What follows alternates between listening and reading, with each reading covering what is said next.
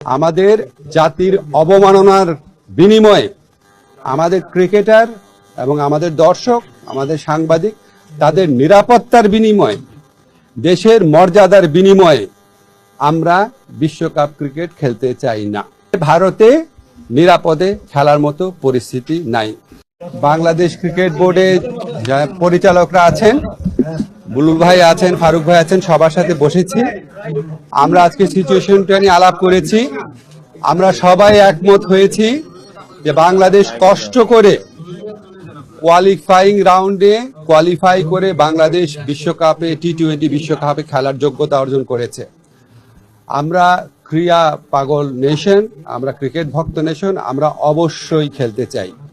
কিন্তু এটা আমাদের জাতির অবমাননার বিনিময়ে আমাদের ক্রিকেটার এবং আমাদের দর্শক, আমাদের সাংবাদিক তাদের নিরাপত্তার বিনিময়ে, দেশের মর্যাদার বিনিময়ে আমরা বিশ্বকাপ ক্রিকেট খেলতে চাই না। আজকে আমরা আইসিসি থেকে যে চিঠিটা পেয়েছি, সেই চিঠিতে পড়ে আমাদের কাছে মনে হয়েছে ভারতে যে প্রচণ্ড একটা নিরাপত্তা ইস্যু তৈরি হয়েছে বাংলাদেশি ক্রিকেটারদের জন্য, সেটা তারা রিয়ালাইজ করতে সক্ষম হয় নাই। এবং আমার কাছে মনে হয়েছে এটা নিরাপত্তা ইস্যু শুধু না, এটা জাতীয় অবমাননা ইস্যু। যাই হোক, আমরা নিরাপত্তা ইস্যুটাকেই মুখ্য করে দেখছি, যেখানে ভারতের ক্রিকেট কন্ট্রোল বোর্ড নিজেরাই বলছে কলকাতা টিমকে যে এই প্লেয়ারকে নিরাপত্তা দেওয়া যাচ্ছে না, ওনাকে তোমার টিম থেকে বাদ দাও। এটাই তো একটা ট্যাসিট রেকগনিশন যে ভারতে নিরাপদে খেলার মতো পরিস্থিতি নাই। আমরা ভারতের যে বিগার পিকচার আছে, সাম্প্রদায়িক পরিস্থিতি, সেটা নিয়ে কিছু বলতে চাচ্ছি না। কিন্তু আমাদের ক্রিকেটারদের নিরাপত্তা, বাংলাদেশের নিরাপত্তা, বাংলাদেশের মর্যাদা, এটার প্রশ্নে আমরা কোনো আপোষ করব না।